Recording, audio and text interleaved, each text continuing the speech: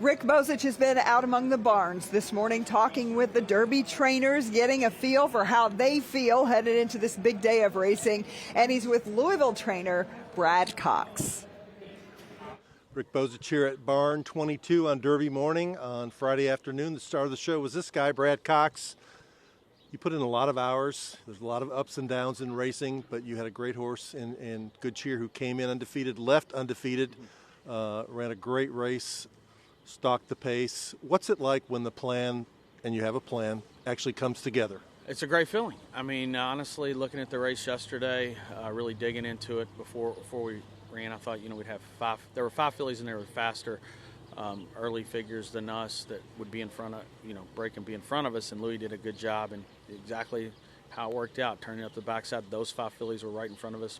Louis did do a good job getting around the gate, getting her position, and tracking those, and obviously a little wide around the far turn, but it was the trip she needed to get there. Were you concerned at all when she was 5 wide in the turn? Maybe a little bit, and she did come under a ride, but she always stays on, and she obviously got there by a few lengths and galloped out way in front. So she's one that we always thought the mile and eighth would be something that she would enjoy, and she could go even further. The Alabama later in the summer's a 1.25 miles, and I think that's probably the race that we've always thought could lead to a grade 1 for her, but obviously she picked it up in the Oaks.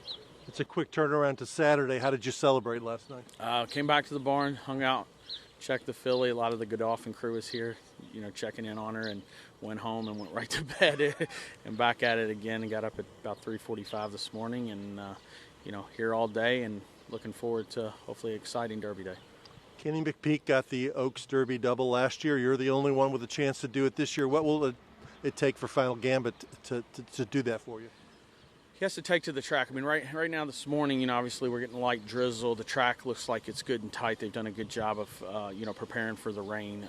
It depends on how much more rain we'll get. I'm not certain what it'll look like, Kentucky Derby time. But, I think, I always say the Derby, the horse gets the best trip wins, not the best horse win.